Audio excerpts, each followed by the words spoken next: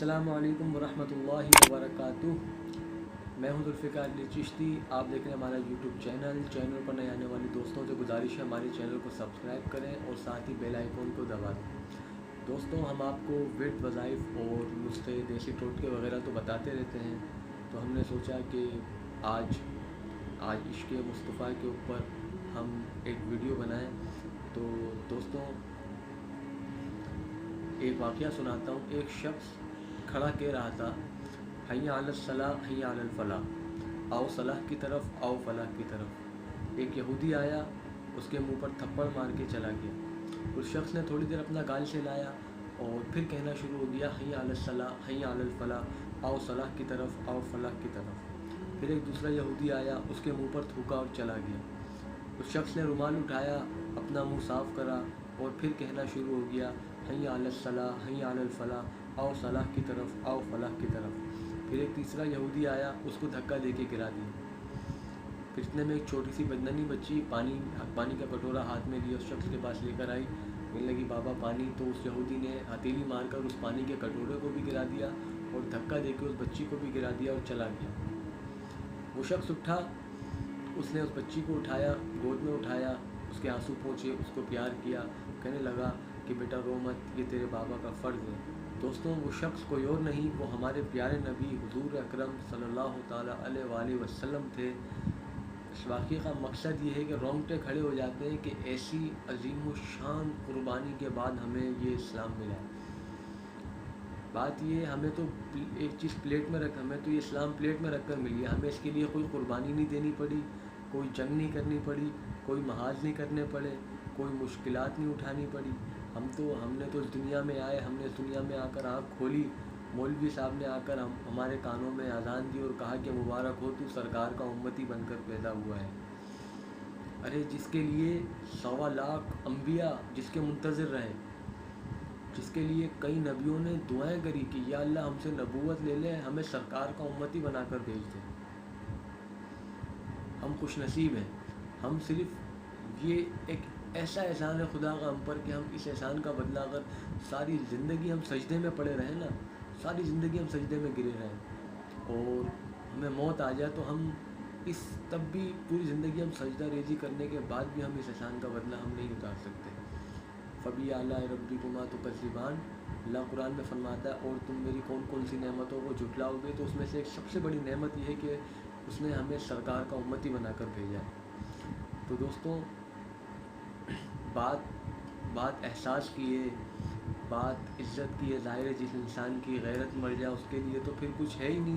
میں آپ کو ایک چھوٹا سا واقعہ سناتا ہوں، ابھی کی بات ہے 100-150 سال پہلے کی۔ میں آپ کو ابھی تو 1400 سال پرانا واقعہ سنا ہے، ابھی کی بات بتاتا ہوں 100-150 سال پہلے کی۔ شاہی قلعہ ہے، اس کے باہر ایک گداگر کھڑا ہے، بھیک مانگ رہا ہے۔ ایک انگریز آفیسر آیا، آ کر وہ شاہی قلعے میں جانے لگا تو اس گداگر نے اس کے آگے ہاتھ پھیلا دیا۔ اس انگریز آفیسر نے اپنا وائلٹ نکالا اور کچھ پیسے اس کے ہاتھ میں رکھے اور جلدی میں تھا وہ وائلٹ رکھنے لگا، وہ گر گیا اور وہ انگریز آفیسر اندر چلا گیا۔ اس گداگر نے وہ وائلٹ اٹھایا، سوچنے لگا کہ یہ واپس آئے گا تو پھر میں اس کو وائلٹ دوں گا، لیکن وہ جلدی میں تھا، وہ شاید دوسرے دروازے سے نکل گیا، تو اس گداگر نے وائلٹ اٹھا کر رکھ لیا۔ کئی سال بعد دوبارہ اس انگریز گورنر کا وہاں کا دورہ ہوا، وہ پھر شاہی قلعے میں جانے لگا تو اس گداگر نے کہا بابو ذرا رکنا، مجھے تم سے تھوڑا کام ہے۔ وہ رکا، وہ گداگر فٹافٹ بھاگ کے گھر گیا، گھر جا کر اس کا وائلٹ اٹھا کر لایا اور اس کے ہاتھ میں دے دیا۔ بولا یہ لو بابو، یہ یاد کرو کئی سال پہلے آپ مجھے کچھ پیسے دے رہے تھے، وائلٹ رکھنے لگے، وہ گر گیا، یہ میں نے سنبھال کے رکھ لیا تھا، یہ آپ کی امانت ہے، یہ لیجیے۔ اس انگریز آفیسر نے پہلے وائلٹ کو دیکھا، پھر اس کو دیکھا، پھر وائلٹ کو دیکھا، پھر اس کو دیکھا، سوچنے لگا، پھر وائلٹ کھول کر دیکھا، اس میں بہت سارے پیسے۔ تو گداگر نے کہا بابو کیا دیکھتے ہو؟ تو اس انگریز آفیسر نے کہا کہ میں یہ دیکھ رہا ہوں کہ تم ذات کے گداگر ہو، بھکاری ہو، بھیک مانگتے ہو، اور اس وائلٹ میں اتنے پیسے تھے کہ تم ایک اچھا گھر خرید سکتے تھے اور ایک اچھا کاروبار شروع کر سکتے تھے، لیکن پھر بھی تم نے یہ وائلٹ سنبھال کر رکھا۔ تو سننا ذرا غور سے کہ اس گداگر نے کیا جواب دیا۔ اس نے کہا بابو، بات گھر اور کاروبار کی نہیں ہے، بات عزت اور غیرت کی ہے۔ انگریز حیران، اس نے کہا وہ کیسے؟ کہنے لگا کہ تو قوم کا عیسائی ہے، تو ہے عیسیٰ علیہ السلام کا بندہ، اور میں غلام ہوں محمد مصطفیٰ کا، تو قیامت کے دن جب تیرے نبی نے میرے نبی سے اگر پوچھ لیا، ہاں ہاں، اگر بروز محشر تیرے نبی نے میرے نبی سے پوچھ لیا کہ میرے امتی کا وائلٹ گرا تھا اور تیرے امتی نے اٹھا کر رکھ لیا تھا، تو میرے نبی کا سر شرم سے جھک جائے گا. میں ذات کا غداگر ضرور ہوں لیکن بغیرت نہیں ہوں. اللہ اکبر.